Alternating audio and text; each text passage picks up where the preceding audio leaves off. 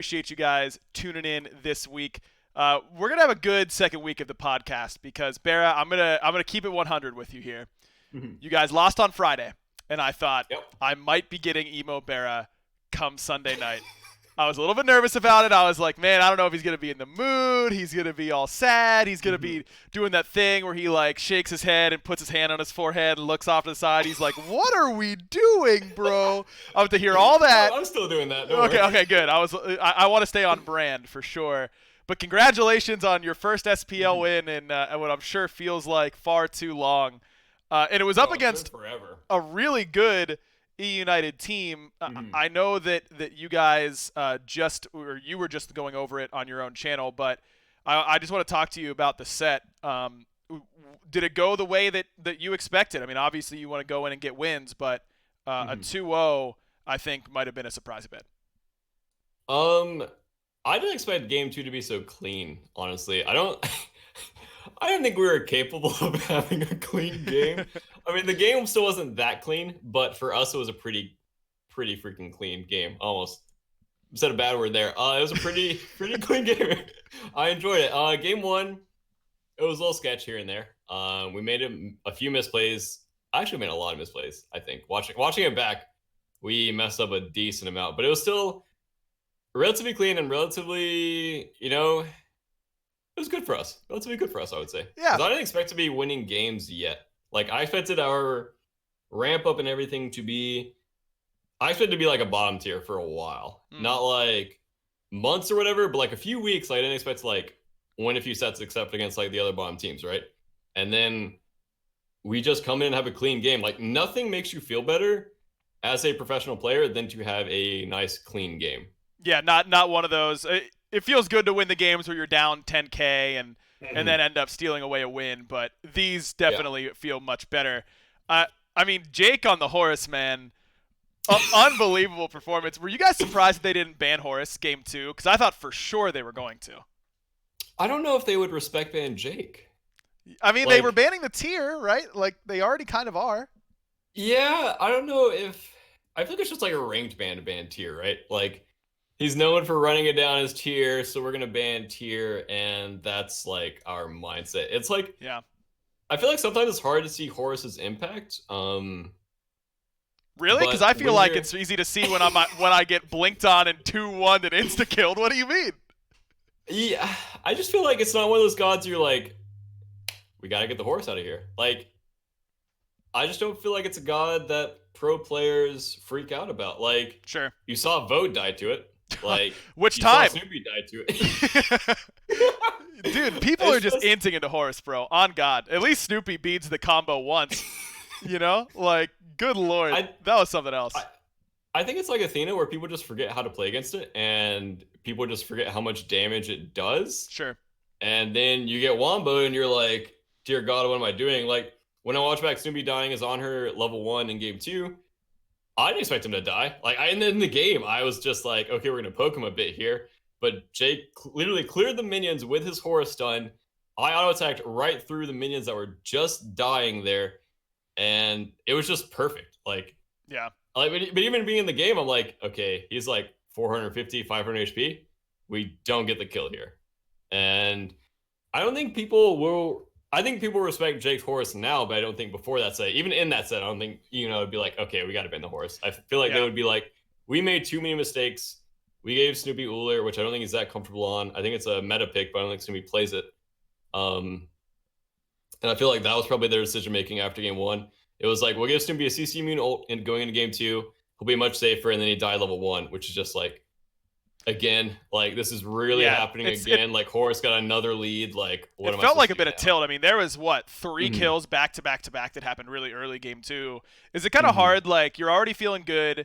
You probably felt like you got a really good draft that game because you got a lot of things that you wanted back. Oh, yeah. And then you get 3 kills back to back to back out of the early game. Is there a conversation like, yo, this isn't over yet? Or are you just trying to ride that kind of momentum? From me, Vin, and Lass, there was a conversation of Jake. Press the brakes. Like, when he flew into mid T1. Bro, what was that? Okay, that should be illegal. What he got away with there, that was straight robbery. Okay, that was not okay that he lived there. all of us were just like, okay, so basically he was chasing the Raijin, and going back to it and watching it from a top-down perspective, it doesn't seem that bad, but Raijin backed.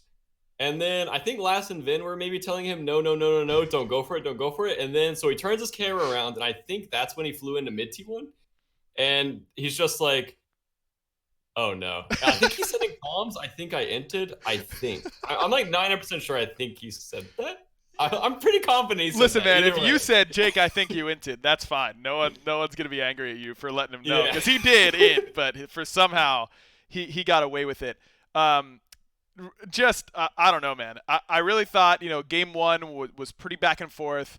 I thought that you guys were going to have the classic Renegades throw at some point in that game. Did you feel could you feel it on the horizon? Could you feel the shadow behind you? Oh, no, yeah, 100%. When we did that Fire Giant, we danced around fire for like 5, 6, 7 minutes, and then Jake actually made the call to all in fire. And so I think fire was like 3,000, and then me and Vin are just like blowing all the damage we have in a fire. We blow every Merlin bun, we blow Hui ult, and then I get caged off by Ionic. And so my auto attacks are hitting the Odin cage, and then they steal fire and just like, here we go. Here we go. Yep. The curse, it's okay. You watch other teams. Yep. Other teams will just pull fire in front of 5 people and they'll get fire, and then they'll get like a team-wide kill, like Deicide or whatever, and then win the game. Us? Nope. You got a bit of. I will agree that there is a degree of unluckerdog in your Fire Giant pools. Thank you. Okay, there is a degree. I think sometimes maybe you all in fires you shouldn't be, and you're kind of opening the door. But I agree that for the most part, you guys get a little bit unlucky at times. But you come back and win that game. You said this is ahead of schedule. I mean, how much do you think this does for your team mentality going forward? Because, I mean, to get a win, and again, it's not against a team that you're necessarily expected to beat. E United looked really good week one. They lost a fairly close set to Radiance earlier on in the week, so they were sitting at 1-1. Oh, yeah. But they looked good against Radiance, who, for my money, looks like the best team in the league right now. What does this do for you guys going forward? This does a ton. Also, to that degree, I don't think United played that great against us. I think United played way below their bar that they showed against Radiance, and I don't think that they played that well. Yeah. I think we were the better team that day, and I think we won because of it. Sure. And I feel like once United figures out, I don't know if it's like a pacing issue or draft or whatever it is, I just feel like they're not as good, or they weren't as good today as they are normally. Sure. Not taking anything away from us. I think we played great. I think we still made our standard mistakes of objectives and a few other random mistakes around the map. But I do think that United is a way better team than they ever played today. Yeah, I think I can agree with that. And I think you put it perfectly. Like, it doesn't take anything away from you guys to acknowledge that they didn't play their best today. They'll get another shot at it, and it's a pretty long season.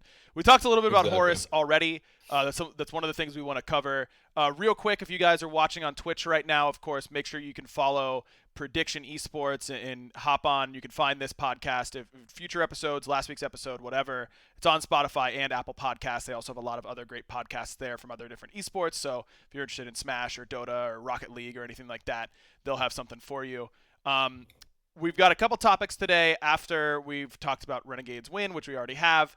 But I want to talk about Horus. I want to talk about how to climb in ranked, because I think that's one of the questions I get most when I'm streaming. I'm sure you get it a lot. I do want to take a second to acknowledge that, obviously there's a situation going on with Sanguine right now. We are not going to be talking about it today because the League Ops team is looking into all that, and so we can save our discussion for if and when anything happens there.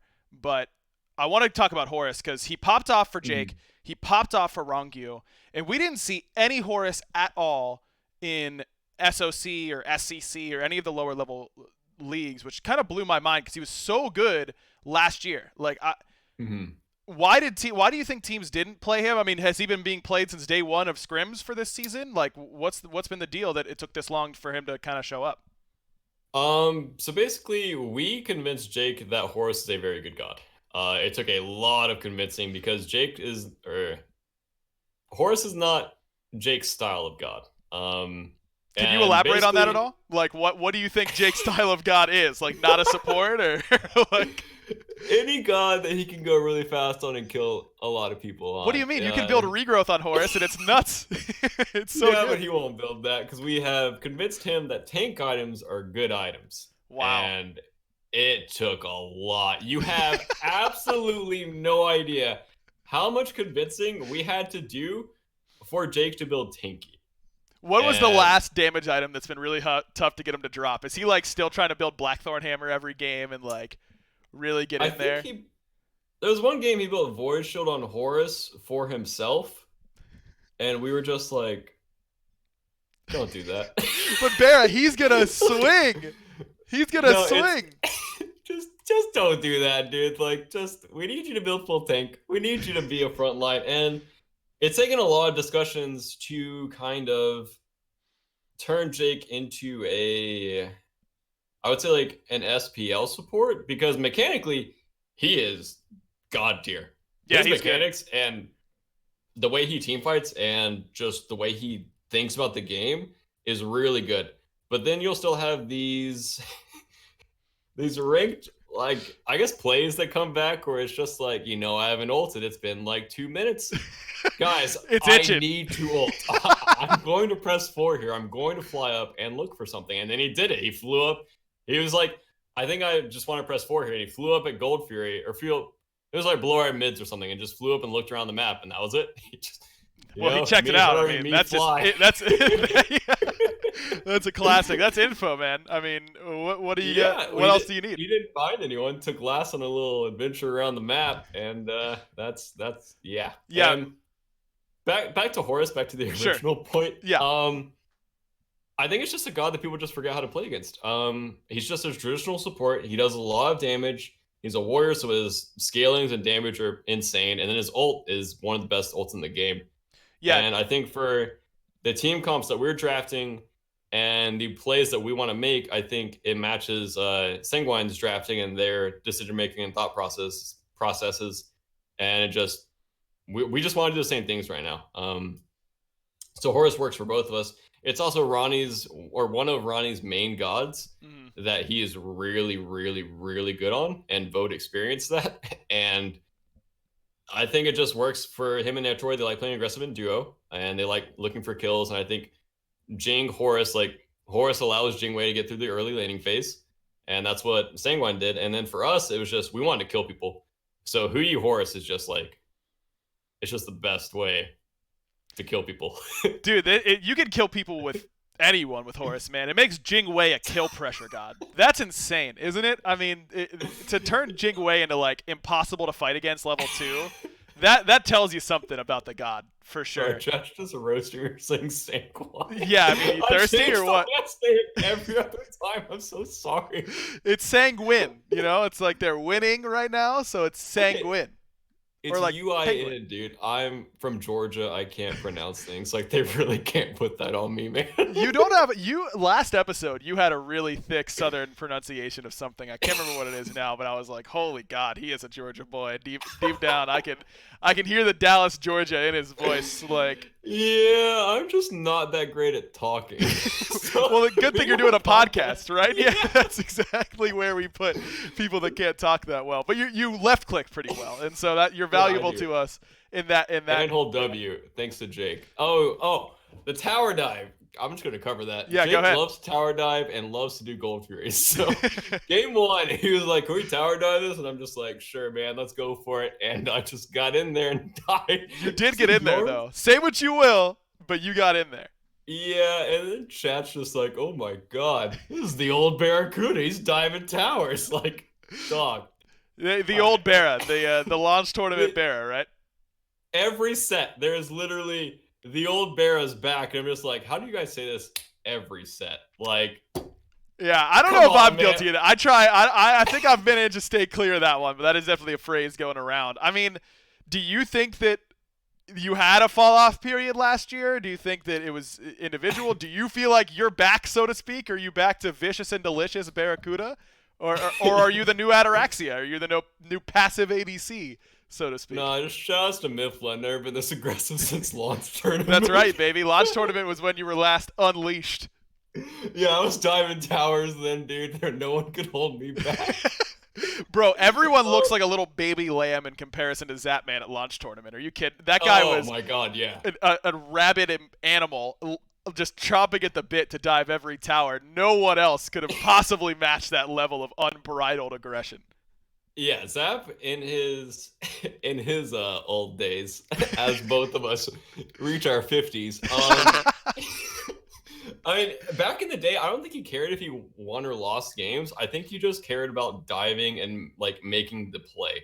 Sure. And he just like watching Steve play is just amazing because you don't know if he's just like making the play or if, like that's like he went through like this complicated decision-making process of just like, maybe if I pull out their Phoenix, like maybe like I'll bait everyone and like I could lose the game here, or I could quadra kill them all and my stat line is gonna look pristine afterwards. That's always the thought process for him. But yeah, I mean, do you feel like you're going back to, I think of your glory days, so to speak, in the past of your career. I think season 3 was your strongest year as a player. Do you agree with that, number one? And number two, do you think that you are improving to be one of the top ADCs in the league again? Yeah, I agree with both of those. I think season 3, I had a vengeance in me season 3. You were mad, bro. I don't know what you were mad about, but you were mad that year. I don't know. I just wanted to literally end every ADC's career that went up against me. And I think I'm kind of getting back to that point. I don't think my laning phase is up to par with other like really good laning phase ADCs. I think Cyclone is by far the best laning ADC out there right now. I don't think I'm at his level of like career ending, but I feel like I am getting better. And I feel like my team fights are still top of the line team fights for other hunters in the league. And yeah, I just feel like I'm getting better. Oh yeah. So I went back to watch some old YouTube videos of mine. It was like season 2 or season 3. And I was like, because everyone always talks about BaRRaCCuDDa always hit every auto attack or every AA, whatever. And I went back to watch my gameplay. I was like, dear God, I sucked. Yep. It was awful. I missed so many buttons. There were so many obvious plays that I didn't go for. And it's just everyone, like even ranked players have just gotten so much better. Everyone's just so much better at the game now. I was about to say, the scale has just moved, right? Like, you may have been feeling like you were hitting every auto attack, but that's because back then no one was hitting any auto attacks, Like, they were just missing everything back in the day. I watched a laning phase of me versus Zap, and it was one of the worst laning phases I've ever seen. Dude, you want to talk about good content? You guys should both watch that back on stream together and just laugh about it. That would be hilarious. I would watch that instantly. That'd be so much fun. It was so long ago, he had his old Ricochet. Did more damage? The charge up. Oh, it did the charge up too. Oh my God, I forgot about that. The jump where he flies up in the air. Yeah, and then just like roller coaster. Like you're in one of those like roller coasters where you strap in and your feet are dangling. That's what it looks like. Man, I almost got Bear to ruin his computer right there. So close. Almost had him. That was almost really bad. Renegades would have been mad at me, roller coaster skin now. Dude, he just straps in and going up to the top. Here I go. I was thinking about that, man. There have been so many changes. When we were talking about you playing in Season 3, I saw chat talking about Season 3 Soul and how nuts that character was. And in Season 3, Jingwei. I will say, I'm always saying that hunters have it too easy with their itemization, that all their items are so cheap and they get so much farm and all this kind of stuff. And I'm right about all of that. But I will say that hunter kits have lost a lot of nonsense. But I think it's for the better because there have been some nonsense hunter kits, bro. Chiron, Soul, Jingwei, all of those kits were something else on release, bro. Something else. Do you just forget about Heim? Okay, well, that just makes my argument even better. Hunters have it so easy, bro. What do you mean? Dude, Heim is just stupid. Like, I played a ranked game the other day. It was late game. Heim did 1,800 to me in 3 auto attacks without crit. Well, I mean, were you standing still? Like, was he landing his auto? We were auto attack trading in a late game fight. Sounds like he won the trade, man. I don't know. He won the trade. Decided to hit for 600 and auto attack. That's a lot. Without crit? Yeah, Did he have fire or something? That seems impossible.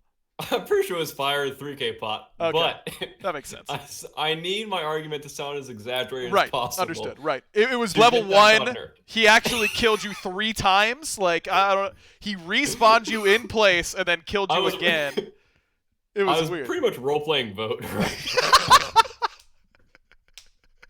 Bro, I did not know. Can I say for a second on that cast, like, what am I supposed to say? You know? Like, what am I supposed to say about that? He saves his beads for next week. It doesn't beads a full Horus Jingwei combo. And then he walks back and he's getting zoned and he's like, I can eat this combo. Like, it's fine. What am I supposed to say? He's trolling, dude. Okay, shoutouts to SSG for not being 3,000 gold down. Yeah, they played the map really well. I don't know how. Like, Me neither. They made it up. Literally went full, like, int mode, like, intentional feeding. I don't know. Tactical feeding. I was trying to make tactical reference to feeding, that. right. Full tactical feeding and just kept dying. I'm just like, what's he supposed to do here, right? Like, he can't step up and farm. Nope. So they ended up role swapping, which is actually genius. Really smart. I don't think Vin would roll swap for me. I feel like he would have just been like, Good luck. You did this to yourself. That man is so. Oh, he wasn't even fed, by the way. Like, the mid went over. That's how OP mid is. Here we go. Got like, okay, you got so much farm, dude. And then they gave you like a little handicap baby wall. No. So, they can't come on me from this side. Listen, like, man, it's just Dardes. Dardes creates farm, bro. On God, like, he creates it out of nowhere. And I'm convinced it's because Cherio steals so many back camps that he doesn't need to take mid waves. And that's why Dardes is always so far ahead, because Cherry never comes there, dude. Never comes there. Big man gets a lot of farm.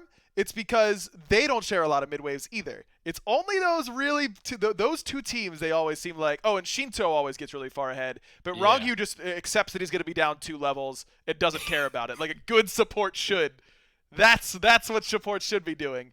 They don't need farm, dude. Raffer, right? Yeah, Raffer's always. I mean, he kind of shares a little bit, I guess, but he rotates over to duo a decent amount. I feel like I don't see Raffer that much in duo. Maybe Raffer's just doing the Ronnie and just like, I'll sit at gold. You guys push both those waves. I'll sit here. I'll be your mobile ward. Tell me where to go. If you need me to go to their red buff, you need me to go to their purple, maybe their back camps. I'll just walk up there. Both my side lanes need farm, or I guess mid and duo need farm, and I just, won't get farm. That's what Ronnie does. Herwin had an idea many years ago, and I think this is the best idea I've ever heard. Support should hit level 5 and then sit in base until I'm ready to team fight. And that way, they have their own. That's what Ionic did today. That's what I'm saying, dude. Everyone, Ionic really behind. Who cares? He presses forward, he's relevant. Everyone else gets to stay even or ahead. Don't take my farm. Buy teleport so you can just teleport to a ward. And then get in there for me and insta-die. I don't care. Just taunt that person, and I'm good. See, we actually misplayed today by killing Ionic so much, in my opinion. Because Ionic took that as, okay, I will just walk up to Fire Giant every time you guys pull it, and if you want to get off Fire Giant and kill me, go for it. Because I'm not worth anything. I'm a level 12 Odin. And I'll be back in, 15 seconds. Yeah, I bought teleport for this. I'll come back. Who cares, dude? Not me. Kill me if you want. That's sometimes a strategy you got to do. I do want to talk about ranked and how to climb. And this is really for me because I'm stuck in Elo hell right now, and I need your help, BaRRA. I'm not, but I am. But I'm not. I'm pretty sure you were in my game, so maybe I'm in Elo hell. We are in Elo hell. All of us truly, at some level, are in Elo hell. Every time. Okay, no. One. If Jake's in your game, you're in Elo hell. Yes, you are. Okay, I've been saying this for a long time. All right, ever since the all movement speed meta started last year, you do not want to be in the best ranked game available right now because it 100%. Just gets trolled every time. You want to be, if the ranked lobbies are ordered in Elo, for a high level player, I want to be in the 4th best game. And I'm allowed to say that because I can't get to the number 1 game, and this is my cover for it. But I want to be in the 4th best game because I'm with players that are decent at the game, supposedly. That think they want to get to the top game, so they're trying hard still. Whereas the top game is not trying hard ever. If you see 10 pros in a ranked lobby, that game is going to suck. Guaranteed. There was a game yesterday I think. Okay, there was 9 pros in it and in my Zen, and that game was a sweater. Really? It was such a good game. Yeah. And wow, that's shocking. Dude, I think if In My Zen was a pro, it would have been a trash game. Because everyone on In My Zen's team's like, I gotta try hard because I got Zen on my team, and then everyone else is like, well, I'm not losing to In My Zen, so I gotta get in there. And it has nothing to do with In My Zen as a person. It's literally just I don't want to lose the only non-SPL player in here. Exactly. And I respect that. And Neil went sweaty emoji. Oh, sorry, I'm getting off topic. I'm a terrible podcast person. No, that's all right. I didn't even ask you a question. What is your advice for ranked players who want to climb? I think the main thing is to focus on yourself, right? Because if you focus on your teammates, you realize all the mistakes that they're making, and you just get caught up in my team sucks, my Heimdall built meditation and now I can't win, or my teammate decided to dive a tower and die, and wah, I can't carry these losers. I'm playing perfectly.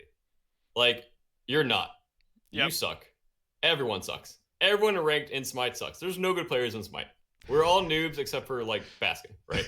Like, right, of course. Baskin is God Almighty, and there's just a pyramid down from Baskin, right? Right. We're all just trying to catch up to him. Exactly, and we never will because we can't get to the top because he's the top. Right. So, off of that pyramid, there is a ton of people making mistakes everywhere. Like, in a gold game, there is probably millions of mistakes. Millions. Right? Like, trillions probably. Because gold players just suck. So bad. And is F-Dot still in chat? Is F-Dot still in chat? Gold players, terrible. And because they're not good at Smite, they're bad as people, too. That's an important distinction. Yeah, those are relatable. For sure. Definitely. So back to your question. I think it's just watch back your own replays or even just record your games on OBS and just watch them back.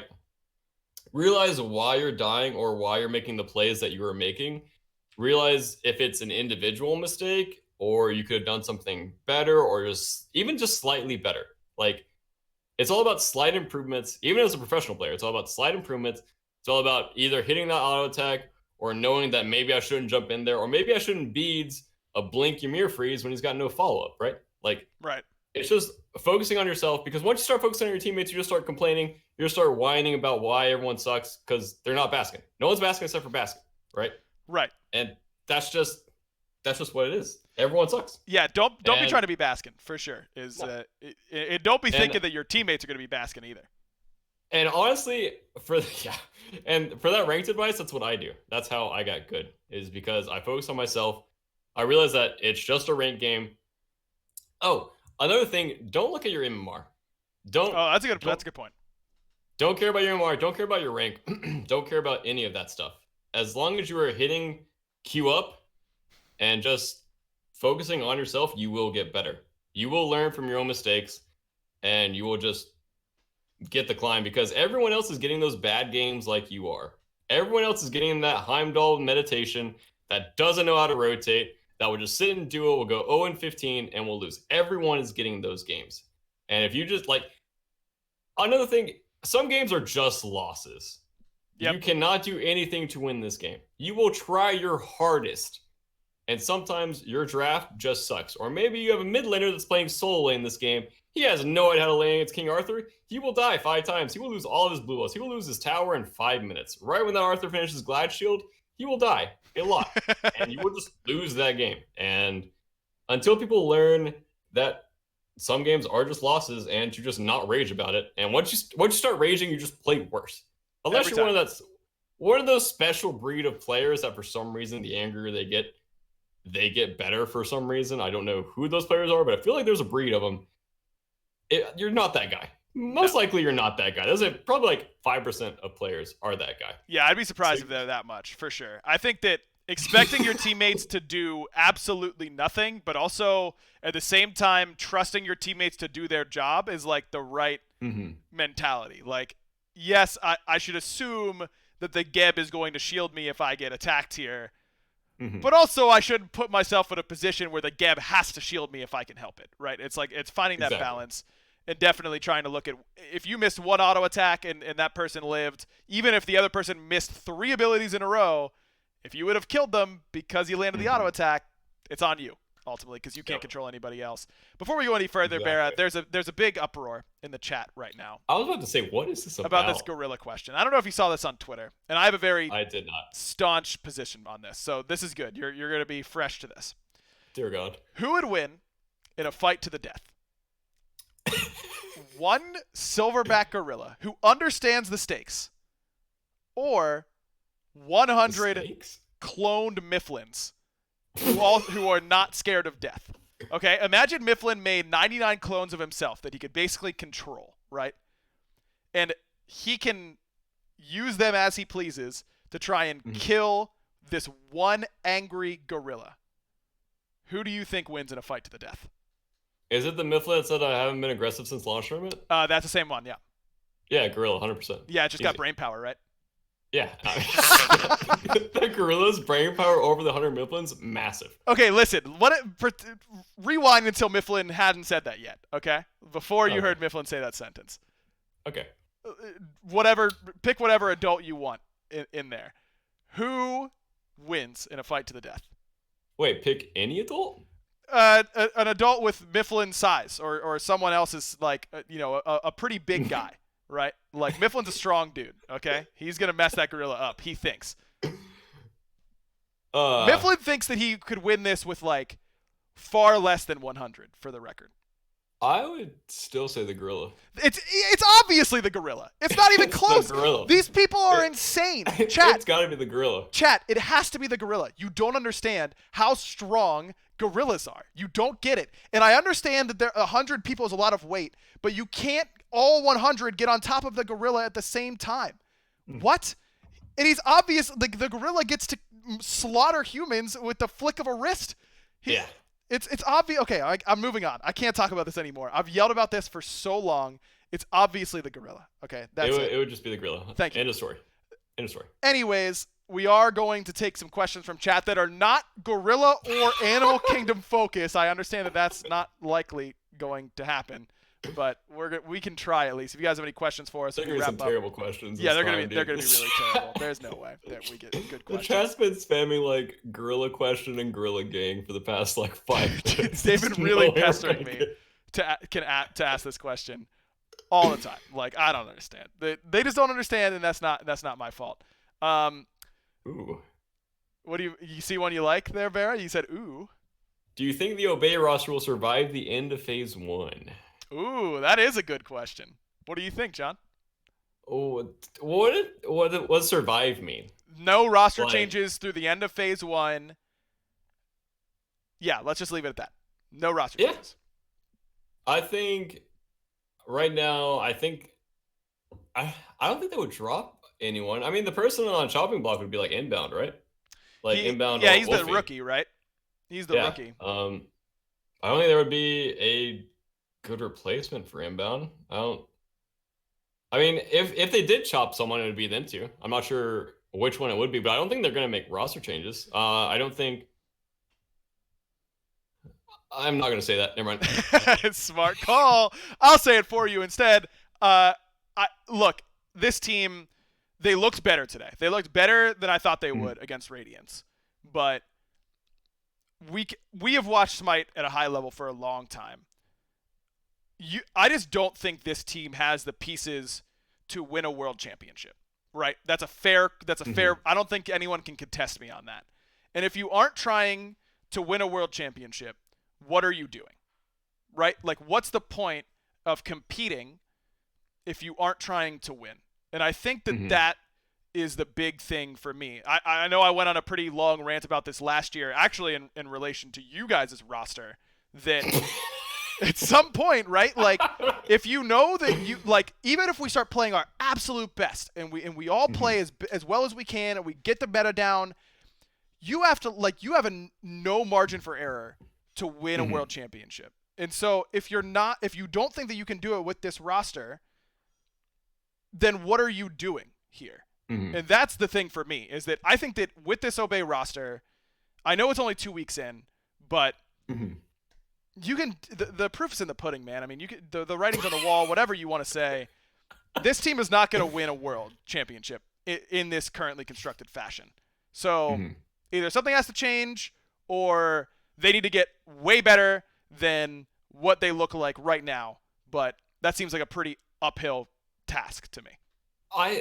That is one that, to your point, I do feel like they played really well against Radiance. I don't know if Radiance just wanted to take it really slow, or if Obey was actually like playing the map well. It's really hard to tell that from a spectator point of view, because like you're not in the game, you don't understand like comms, you don't understand what's actually happening on the map. You're just like, oh, from top down. Like today when Vin missed the Gold Fury secure, that was my fault. It wasn't Vin's fault. But from top down, it looks like, oh dear God, Vin, what was that? Oh, it was actually my fault. So I'll take blame for that. Why was it your fault? Are you the guy who calls it? Both of us are, but Vin was asking, and in the moment, for some reason, I didn't say anything. I don't know why. Well, you were you were left clicking pretty hard, so I was left clicking, getting on her ulted on top of a Gold Fury, and my brain just went to. Yeah, we're doing that, by the way. We were supposed to. I wanted you to do the thing. They got the Gold Fury. Now I'm getting cameras all tilted and Achilles blinked on. I don't know. It was just my fault, and I think a lot of that. You just can't tell how Obey played, because against PK they got slaughtered, right? Like, yes, Scary D took them to town. Yep, and just plowed them. It was just awful. And then today against Radiance, they played really well. They played great. I think Radiance will always win the late game against them, because I feel like their team cohesion and individual skill is just higher than Obey's. But for today, the early mid game didn't seem that bad. Obey seemed like a top tier team. They were way better today, for sure. But that's what I mean. Like someone in chat I saw ask, do I really think there's no room for growth for this team? And that's not what I'm saying. Obviously, this team can get better at an individual level and as a team. But it's just that we have careers from most of these players. Inbound, I think that you can definitely count what he's done on the console as part of his career, and try and look at, try to, I don't know I'm blanking on the word for it, project what this team is going to be able to do. And there would have to be massive transformations for multiple players to reach top tier caliber teams. I mean, everyone's going to say that Obey has a lot to work on still. They're a new team, but that's the case for everybody. Other teams are not going to get worse from here, right? That's like other teams are going to get better, and you have to hope that you can just improve better or more quickly than they can. And I'm saying that is going to be tough for every I'll team. give you a hard question. Sure. What do you think they need? Like, okay, say you throw Cyclone Spin and the ADC on that team. Sure. Would they be winning? Or would that be a top tier team? No, probably not. So what is the factor that they're missing? Is it individual skill? I think it's a little bit of that. I think that they either aren't willing to go all in on these early game comps. I think that if I were that team's coach, I would just tell them they should be jamming Hercules support, Uller mid, like Thanatos jungle. Like I don't want the game to go past 28 minutes, because that's what they did last year, right? With the triple invade. Right. They went like full boots Thanatos and just ran it down. And they set a whole meta based on that. Like they did. They really did. And that's what they need to do, I think, because that's their players' play style. I don't think trying to out late game Radiance is a good plan for like 7 other teams in the league. Like that's just not going to work against a team like that. So it just feels like it's not the identity. We can all call a spade. I like Kurt a lot on an individual level. Former teammate for a little bit. He has not looked good at all this year. And it is a way too small a sample size for me to be comfortable saying that this person isn't SPL level or anything like that. But if this continues at this level, that will not be good enough at the SPL level. So that he's just got to play better. But he has in the past. I mean, Weekend looked pretty bad for a stretch last year, and then came out and single-handedly beat really good teams by himself. Yeah, he was carrying against like top tier teams last year. Yeah. I think it was the second half of the year. Yep. He was popping off. Yeah, playing like Arachne and stuff. So yeah, you know he can do it. Dumpstered me on Arachne. Dude, why doesn't he go back to it? That's what I'm saying. And then we got into the Terra Jungle stuff. I can't even talk about Terra Jungle, bro. I'm gonna lose my mind. I can't do it. I mean, he's played everything, right? Like at this point, he's just making content. Like he just loads in to pick some bands, and he's just like, what's gonna look good 2 for years the ago. Yeah, I played a Terra Jungle game in a while. Nope, here we go, boys. Bringing it out. You know what's looking good here? Kumbhakarna, and they're like, not again, dude. Here we go. No, I do. I agree with that thing. I think that identity is how you win Smite game. I think that they need to not adapt to other teams' metas and, like you said, find out what works for them and find out their own play style. And I kind of agree with what you said about the full pressure. I think full pressure works for some of their players. I don't think it works for everyone. I feel like Ducky has a very team fight style. I don't think he plays to win lane or dominate lane. But he's rotated so well as of late. He really understands the macro of the map really well, which I think it's really hard for a solo laner. That's their shining point, in my opinion, is Ducky will rotate, I think it's like 15 minutes every game, and they'll just do Gold Fury. And you just have to be ready for that every time. And I think they're just a team. They have like team fight players with Wowie and Ducky, right? Like, I don't think Wowie will ever bring out Uller and just decimate people like Cyclone does. And I don't think that, I think Inbound can just bring out the aggressive picks like the Hercules, like just run it down gods, like Circat as well. Like anything would just run it down. I don't know if Wolfie, I haven't seen that much of Wolfie because he hasn't been in SPL that well. Yeah. In that long. Since last year. Like, here's what I'm saying. I don't care if the enemy team has Fenrir, Dodgy, Nox, and 2 other things you want to cleanse. I never want to see Inbound on Geb for as long as I live. Like, there's no point in that play style for him. Like, it just doesn't work that way. I don't know. I just think that teams are too good now for you to load in and be like, we're going to out-smite game those guys. Like, that just doesn't exist anymore. You have to go in with a real game plan. And I don't know that – I think a lot of teams really struggle with that. I don't think that's Obey exclusive at all. I think a lot of teams really struggle with that. We're getting pretty close to time. Okay, go ahead. Wait, one more question. Yeah. I like the Flairbook question. Given a lot of misinformation over the role of the SPL or role of the coach in an SPL team, how much of the current issues can be blamed on Kassir? Yeah, Kassir. Okay. I mean, it's impossible to say for me because I don't know how involved he is in their picks and bans, and frankly, from what I've seen, less so now, but certainly so in the past, teams have coaches, and they probably don't listen to them that much. Like, that has really been a thing. Like, they're there. They're like, hey, guys, we should do this. And they go, yeah, man, sweet. Can you grab me a water? And then, like, talk about picks and bans. Like, it's so hard to say how much value the coach gets there. And for a lot of teams, coaches are more there for, like, the interpersonal relationships and understanding, you know, helping everyone get along and, like, understand what they want to do as people and how to get along with other people. And that role is incredibly important, like incredibly important. And no need needs to be diminished, but not every coach is coming up with these genius strategies for you. I think that's a bit of a pipe dream. I mean, you could talk about it because you guys picked up Alpha Jackal last year. By the way, quick plug, did a role queue with coaches last year where they all talked about all of their roles on their teams. You can go ahead and watch that on Smite Pro YouTube. Go ahead, BaRRa. Good plug. Thank you. It depends on the coach. Some coaches don't do a lot. Some coaches do a lot. I will say Ro is by far the best coach I've ever had. Ro does, like you said, the interpersonal. It makes sure everyone's getting along with each other. Make sure everyone's on the same page. If they are on the same page, we talk it out. We focus on why people are getting angry or why people are focused on this issue. Like, I'll bring up Jake putting tank items. Ro is a big factor in just nailing that into his head. Yeah. Tank items make you not die. BaRRa Vin live longer. This good.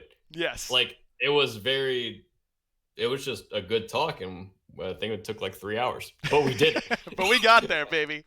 We got there. And I think having to lay blame on a coach is very hard because no one actually knows how much a coach does except for the players on the team. Yep. And it's really hard to blame. Like, he could have the best ideas. He could be telling them what you said. Guys, we got to run it down every game. And if they want to pick some bans, they're like, you know what? I don't feel confident running it down this game. That's not on him. Right. Not saying he's doing that or whatever. it's so hard to just place blame on anyone in particular. All you have is the gameplay. Like, you can't place blame on anything unless like we get some inside scoop on into any particular team, which I don't think any team will allow anyone to do that, because that would just give everything away. But I don't think you can place blame on anyone. It's just so hard, right? It's a team game, bro. It's a team game. And, yeah. And I think that a lot of coaches get the short end of the stick for sure. I think a lot of coaches also come in saying they're going to do a whole lot and then don't really contribute. So, it's definitely not all on the team for sure. All right, that's going to about wrap it up for us here this week. Next week, it's going to be the exact same time, 8 p.m., right after SPL, basically, so we get to break down all the most recent stuff that's going on in the Smite Pro world.